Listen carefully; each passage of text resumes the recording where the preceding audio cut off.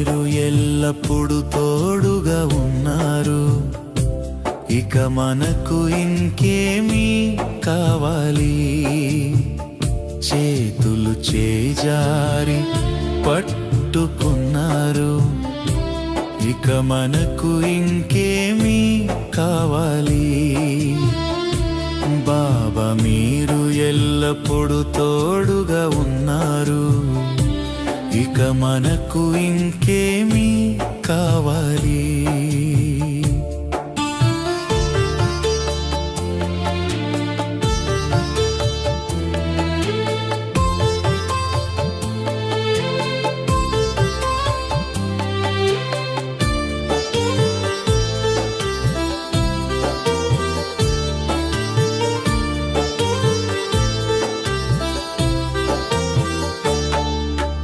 ఆలోచనల్లో కలల్లో సద్గుణాలు వికసించాయి.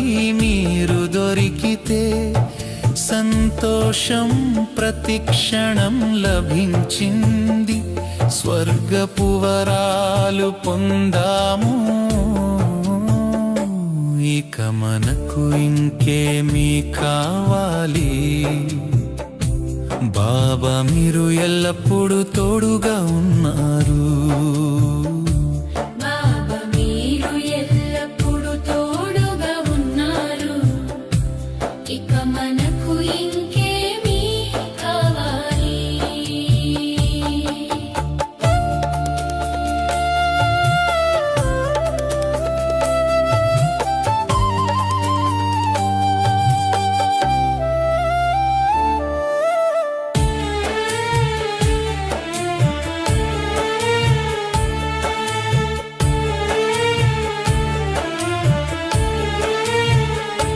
మనసు కోరికలు తీరాయి. హృదయానికి ఆనందం లభించింది. అదృష్టం మేల్కొంది. మీ అడుగు జాడ లభించిన వెంటనే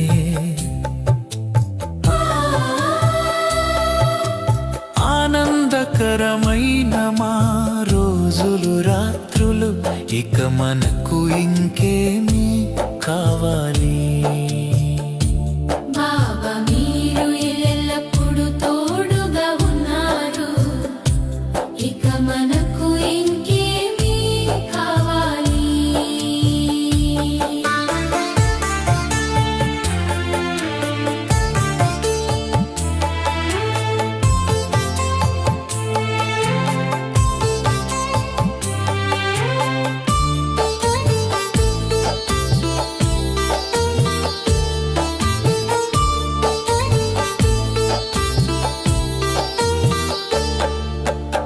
సంతోషాల్లో మనసు ఈ ముత్యాలు పంచుతూ పోతోంది.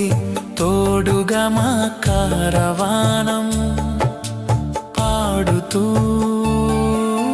తోడుతూ కాడుతూ తోతోంది. నాథులకు నాథుడు లభించారు. ఇక మనకు ఇంకేమీ కావాలి? బాబా మీరు ఎల్లప్పుడూ తోడుగా ఉన్నారు. ఇక మనకు ఇంకేమీ కావాలి? బాబా మీరు ఎల్లప్పుడూ తోడుగా ఉన్నారు. ఇక మనకు ఇంకేమీ కావాలి? ఇక మనకు ఇంకేమీ కావాలి?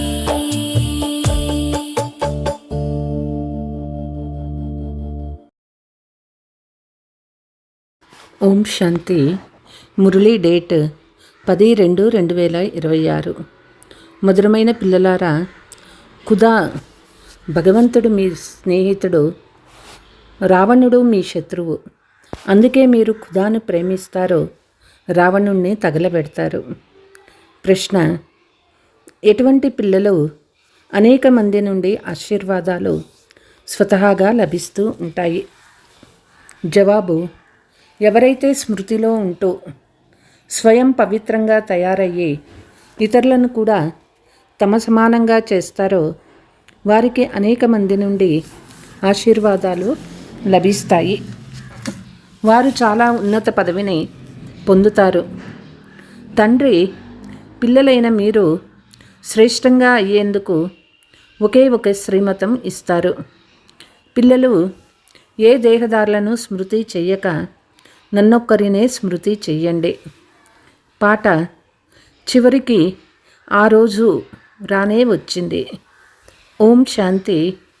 ఓం శాంతి యొక్క అర్థము ఆత్మీక తండ్రి ఆత్మీక పిల్లలకు తెలిపించారు. ఓం అంటే నేను ఆత్మ, ఇది నా శరీరము. ఆత్మ కంటికి కనిపించదు. ఆత్మలోనే మంచి చెడు సంస్కారాలు ఉంటాయి. ఆత్మలోనే మనస్సు బుద్ధి ఉన్నాయి. శరీరంలో బుద్ధి ఉండదు. ముఖ్యమైన విషయం ఆత్మ. నేను ఆత్మను, శరీరమే నాది. ఆత్మను ఎవరూ చూడలేరు. శరీరాన్ని ఆత్మ చూస్తుంది. ఆత్మను శరీరం చూడలేదు. ఆత్మ వెళ్ళిపోతే శరీరం జడమైపోతుంది. ఆత్మ కనిపించేది కాదు, శరీరం కనిపిస్తుంది. అదేవిధంగా ఓ గాడ్ ఫాదర్ అని పిలువబడే ఆత్మల తండ్రి కూడా కనిపించేవారు కాదు. కానీ వారిని తెలుసుకోవచ్చు, అర్థం చేసుకోవచ్చు. ఆత్మలైన మనమంతా సోదరులము. శరీరంలోకి వచ్చినప్పుడు భాయి భాయి అని, సోదరి సోదరులు అని అంటారు. ఆత్మలేమో అంతా సోదరులే. ఆత్మల తండ్రి పరంపిత పరమాత్మ శరీరమున్న సోదరీ సోదరులు ఒకరినొకరు చూసుకోగలరు. ఆత్మలందరి తండ్రి ఒక్కరే. వారిని కళ్ళతో చూడలేము. ఇప్పుడు పాత ప్రపంచాన్ని కొత్తగా చేసేందుకు తండ్రి వచ్చారు. ఒకప్పుడు సత్యయుగ నూతన ప్రపంచం ఉండేది. ఇప్పుడు ఉండేది కలియుగ పాత ప్రపంచము. ఇప్పుడు ఇది పరివర్తన చెందుతుంది. పాత ప్రపంచం సమాప్తమైవనున్నది. పాత ఇళ్ళు పడిపోతే కొత్త ఇళ్ళు కడతారు కదా. అదేవిధంగా ఈ పాత ప్రపంచం కూడా సమాప్తం కానున్నది. సత్యయుగము తర్వాత త్రేత ద్వాపర కలియుగాలు తర్వాత మళ్ళీ సత్యయుగము తప్పకుండా వస్తుంది. సృష్టిలోని చరిత్ర భూగోళాలు పునరావృతం అవుతాయి. సత్యయుగంలో దేవీ దేవత రాజ్యం ఉంటుంది. సూర్యవంశము చంద్రవంశము ఉంటాయి. వాటిని లక్ష్మీనారాయణ వంశము, సీతారాముల వంశం అని అంటారు. ఇది సులభమే కదా. మళ్ళీ ద్వాపర కలియుగాలలో వేరే ధర్మాలు వస్తాయి. పవిత్రంగా ఉన్న దేవతలు అపవిత్రం అవుతారు. దీనిని రావణ రాజ్యమని అంటారు. రావణుని ప్రతి సంవత్సరము తగలబెడుతూ ఉంటారు. కానీ రావణుడు కాలిపోడు, మళ్ళీ మళ్ళీ కాలుస్తూనే ఉంటారు. రావణుడు అందరికీ పెద్ద శత్రువే. అందుకే రావణుణ్ణి తగలబెట్టే ఆచారం ఏర్పడింది. భారతదేశానికి నెంబర్ 1 శత్రువు ఎవరు? తర్వాత నెంబర్ 1 మిత్రుడు, సదా సుఖం ఇచ్చేది ఖుదా. ఖుదా స్నేహితుడు అని అంటారు. దీని గురించి ఒక కథ కూడా ఉంది. ఖుదా ఏమో స్నేహితుడు, రావణుడేమో శత్రువు. స్నేహితుడైన ఖుదాను ఎప్పుడూ కాల్చరు. రావణుణ్ణి శత్రువు. అందుకే 10 తలల రావణుణ్ణి తయారు చేసి ప్రతి సంవత్సరం కాలుస్తారు. గాంధీజీ కూడా మనకు రామరాజ్యం కావాలి అని అనేవారు. రామరాజ్యంలో సుఖము, రావణ రాజ్యంలో దుఃఖం ఉంటుంది. ఇప్పుడు కూర్చొని ఇదంతా అర్థం చేయిస్తూ ఉన్నది ఎవరు? పతిత పావనుడైన శివుడు, సర్వ ఆత్మల తండ్రి. బ్రహ్మ ఏమో దాదా దాదా, సదా సంతకం కూడా బాప్ దాదా అని చేస్తారు. ప్రజాపిత బ్రహ్మ కూడా అందరి వాడైపోయాడు. ఇతన్ని యాడమ్ అని కూడా అంటారు. అతన్ని గ్రేట్ గ్రేట్ గ్రాండ్ ఫాదర్ అని కూడా అంటారు. మనుష్య సృష్టిలో ఇతను ప్రజాపిత బ్రహ్మ ద్వారా బ్రాహ్మణులు రచించబడతారు. ఆ బ్రాహ్మణులే దేవతలుగా అవుతారు. దేవతలు మళ్ళీ క్షత్రియ వైశ్య శూద్రులుగా అవుతారు. ఇతన్ని ప్రజాపిత బ్రహ్మ అని అంటారు. మనుష్య సృష్టిలో పెద్దవాడు. ప్రజాపిత బ్రహ్మకు అనేక మంది పిల్లలు ఉన్నారు. బాబా బాబా అని పిలుస్తూ ఉంటారు. ఇతను సాకార బాబా, శ్రీబాబా నిరాకార బాబా. ప్రజాపిత బ్రహ్మ ద్వారా కొత్త మనుష్య సృష్టిని రచిస్తారనే మహిమ కూడా ఉన్నది. ఇప్పుడు ఇది పాత శరీరము, ఇది పతిత ప్రపంచము, రావణ రాజ్యము. ఇప్పుడు రావణుణ్ణి ఆసురీ ప్రపంచము సమాప్తమైపోతుంది. అందుకే మహాభారత యుద్ధం జరుగుతుంది. తర్వాత సత్యయుగంలో శత్రువైన రావణుణ్ణి ఎవరూ కాల్చరు. రావణుడు ఉండడు.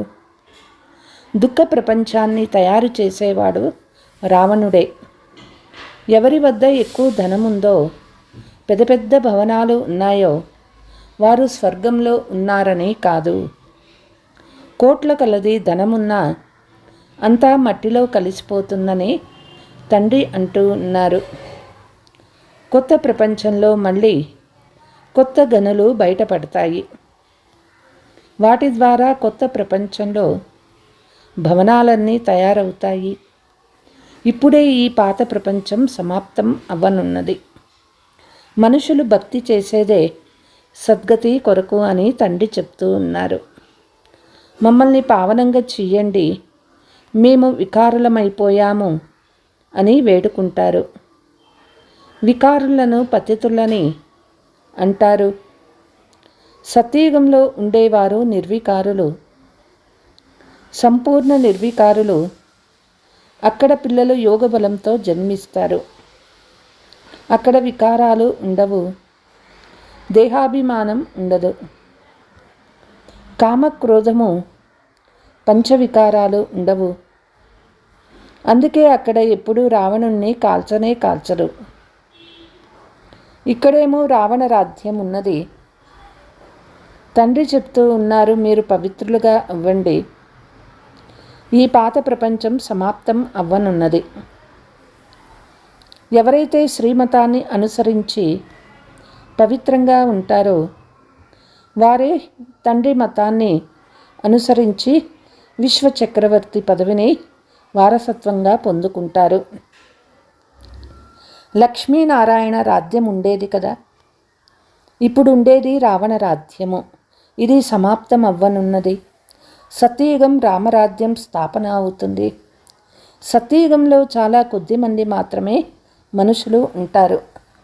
సత్యయుగంలో కూడా క్యాపిటల్ ఢిల్లీనే ఉంటుంది.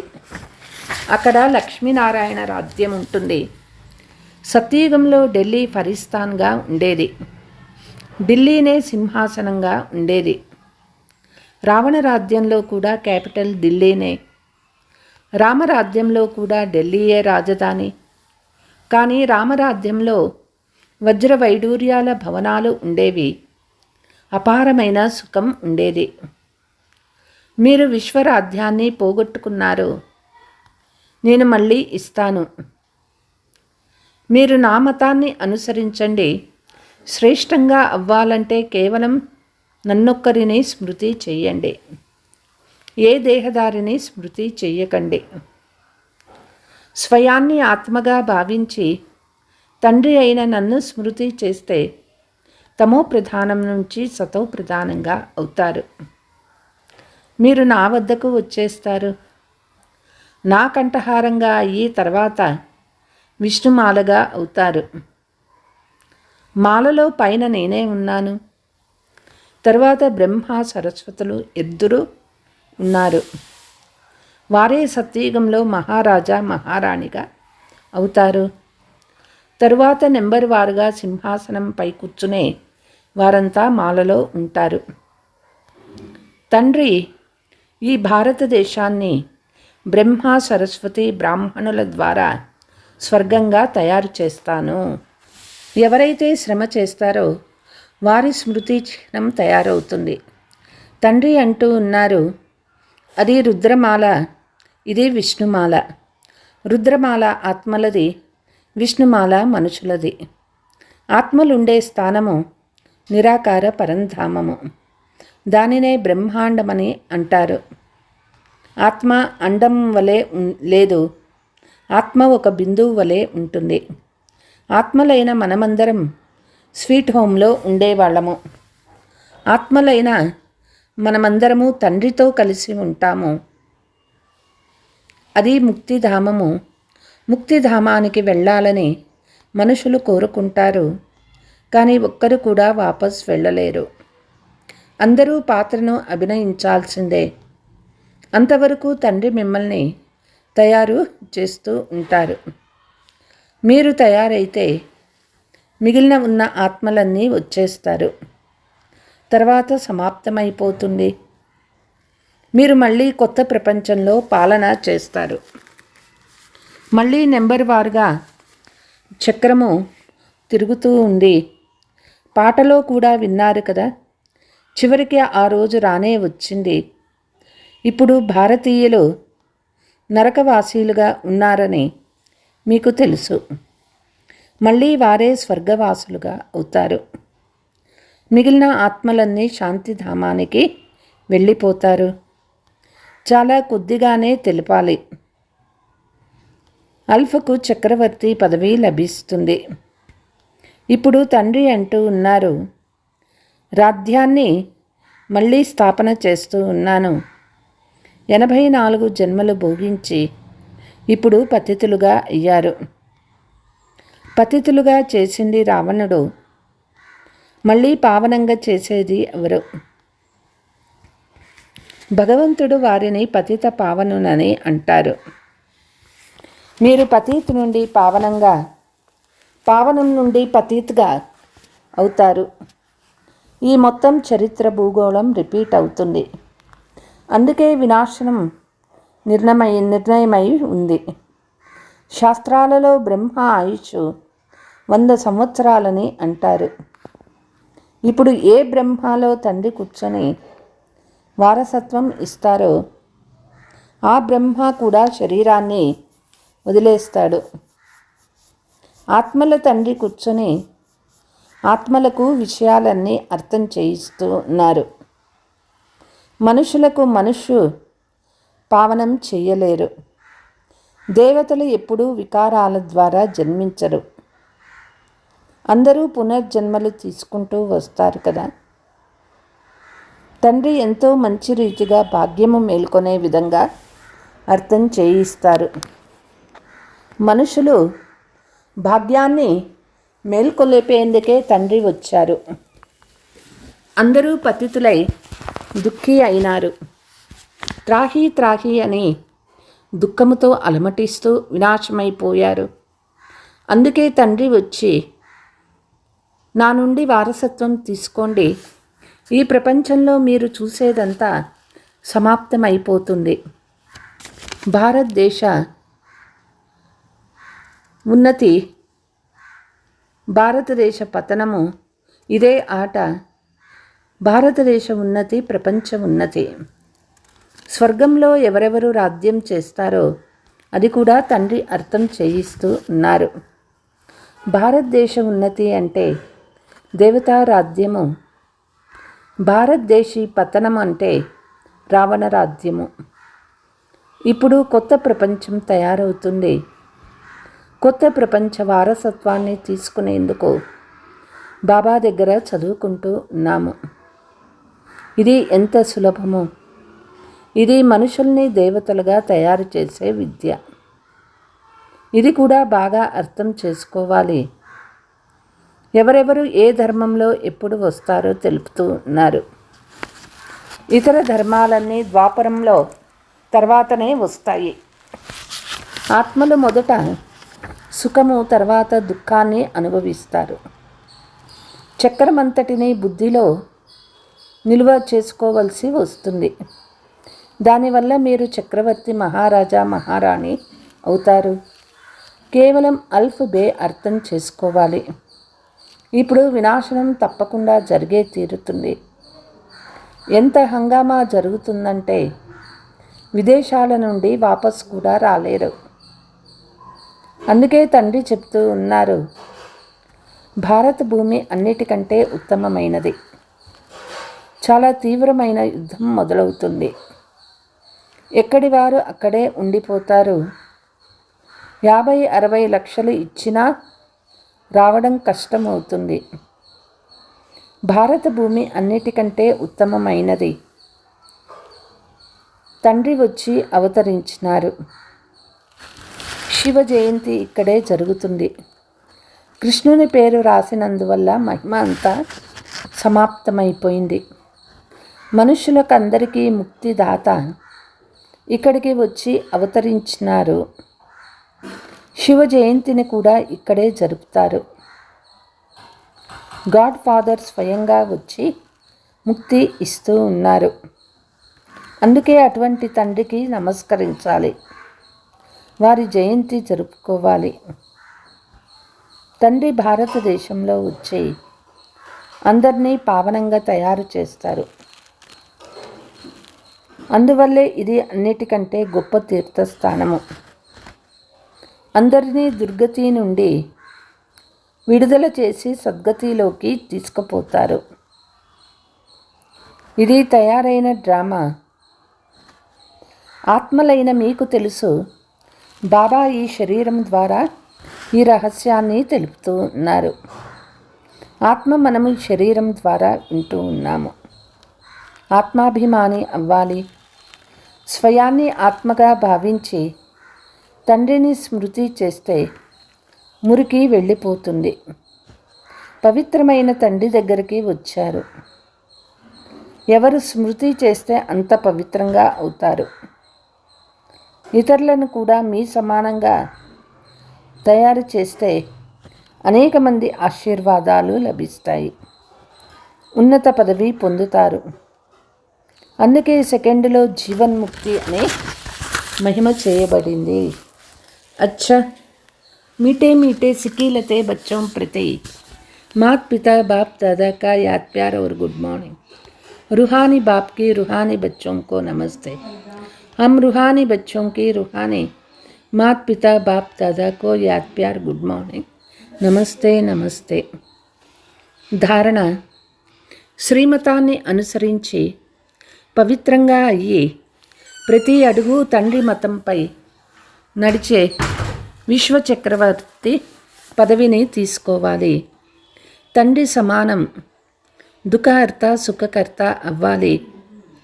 మనుషుల నుండి దేవతలుగా అయ్యే ఈ చదువు సదా చదువుతూ ఉండాలి.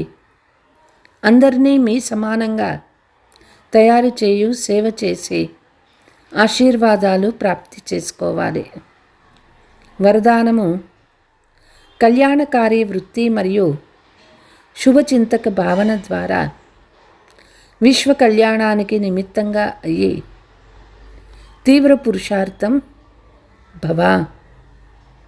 ఎవరైతే అందరి పట్ల కళ్యాణకారి వృత్తి శుభ సంచింతక భావము ఉంచుతారో వారు తీవ్ర పురుషార్థులు. ఎవరైనా పదే పదే కింద పడేసేందుకు ప్రయత్నించిన, మనస్సు విచలితం చేసిన, విఘ్న రూపంగా అయినా మీకు వారి పట్ల సదా స్థిరమైన భావన ఉండాలి. విషయాల కారణంగా భావం మారిపోరాదు. ప్రతి పరిస్థితిలో వృత్తి భావము యథార్థంగా ఉంటే మీపై వారి ప్రభావం ఉండదు. అప్పుడు ఏ వ్యర్థ విషయాలు కనిపించను కూడా కనిపించవు. సమయం కూడా పొదుపు అవుతుంది. అదే విశ్వ కళ్యాణకారి స్థితి. స్లోగన్: సంతుష్టత జీవితానికి అలంకారము. అందుకే సంతుష్టమణులుగా అయ్యి సంతుష్టంగా ఉండండి. అందరినీ సంతుష్టం చేయండి. అవ్యక్త సూచన: ఏకమతము అంటే ఏకత యొక్క వాతావరణాన్ని తయారు చేసేందుకు ఇముడ్చుకునే శక్తి ధారణ చేయండి. భిన్నతను ఇముడ్చుకోండి. ప్రతి ఒక్కరిలోని విశేషతలను చూడండి. లోపం ఏమాత్రం చూడకండి. ఎలాగైతే చంద్రుడు లేక సూర్యుడిని గ్రహణం పట్టినప్పుడు దానిని చూడరాదు, చూస్తే గ్రహచారం కూర్చుంటుందని అంటారు. అలా ఎవరిదైనా లోపం కూడా గ్రహణం లాంటిది, దానిని ఎప్పుడూ చూడకూడదు. అచ్చా, ఓం శాంతి.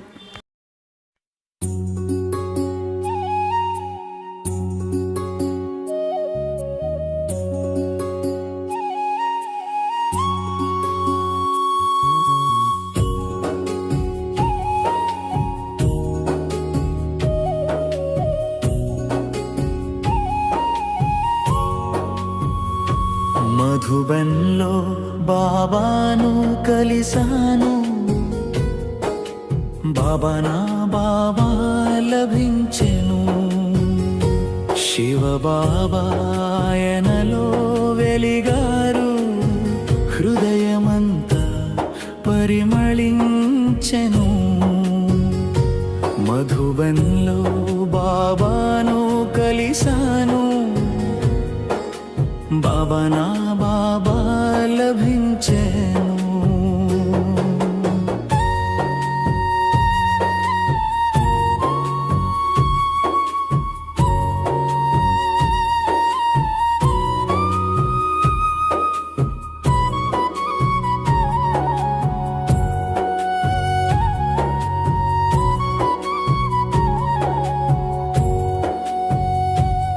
మధుబన్ తోటలో అడుగు పెడితే అపురూప సుగంధం వ్యాపించెను. ఆత్మీయ తోటమాలి దయగా చూసి మనసు మళ్ళీ పుష్పించెను. ఇదే మావడన్నట్లుంది, ప్రేమ కిరణాలు కురిసించెను. మధుబన్లో బాబాను కలిసాను, బాబా నా బాబా లభించెను.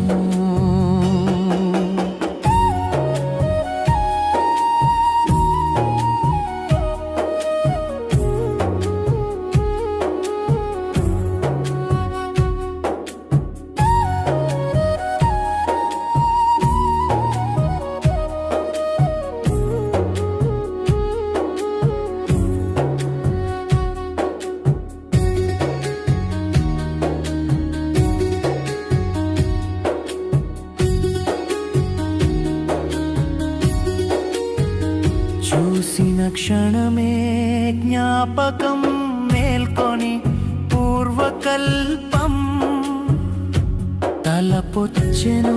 ప్రతి సంగమలో కలిసిన బంధము మమతగా మళ్ళీ చేరించెను. దృష్టి పడగానే ఆత్మాలింగనం అంతరంగం నిండించెను. మధుబన్లో బాబాను కలిసాను, బాబా నా బాబా లభించెను.